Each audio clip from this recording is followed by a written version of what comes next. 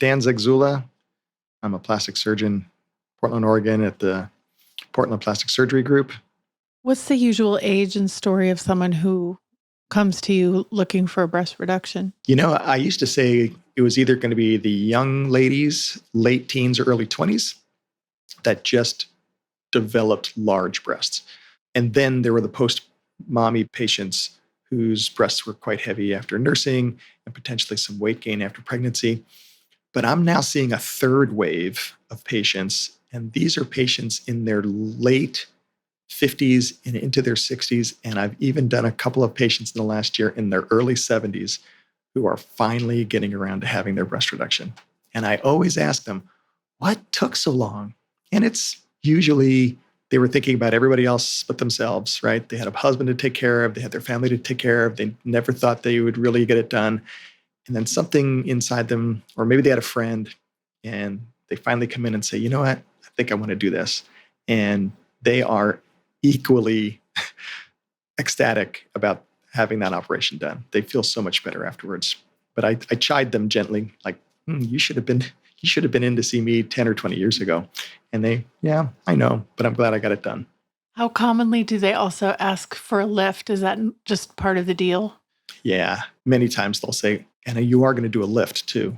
And I always have to explain to them that every breast reduction includes a lift. It would be funny if we made breasts smaller, but they stayed droopy.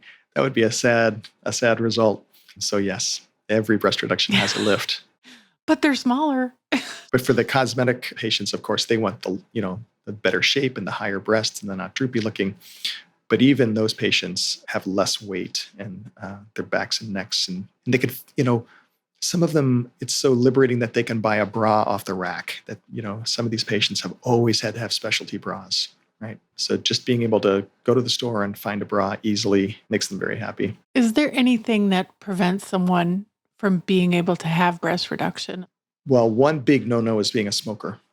I have a very, very strong rule about not doing breast reductions on patients who are actively smoking. That puts you at high risk for wound healing problems, but specifically the blood supply to the nipple is very tenuous in smokers, and they have a higher incidence of having a bad complication called ischemic necrosis, which is where there's not enough blood supply to keep the nipple alive, and then the nipple can actually die. And that's a hard thing to go through. A lot of wound care, a lot of revisions, and then it's just never going to be perfect again. And so hard, fast rule about non-smoking. The second rule is there's some evidence showing that after a certain BMI, that it becomes riskier to do a breast reduction. But I'm pretty liberal with that. Depending on the patient's age and her other medical issues, I can pretty confidently do a breast reduction on patients with a BMI, even up to 34, 36. But heavier patients do carry a higher risk for wound healing complications as well. If I had a breast reduction and then lost weight, what would happen? Yeah, 10, 15 pounds, nothing would really happen.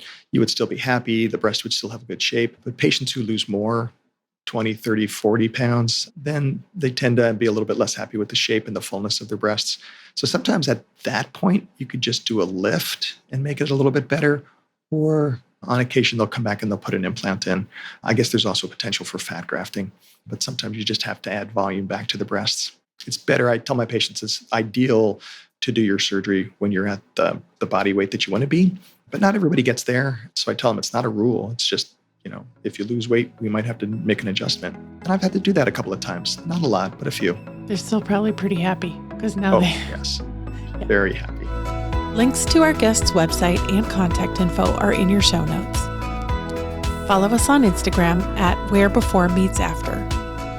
Where Before Meets After is a production of The Axis, the podcast agency for aesthetics. THEAXIS.io.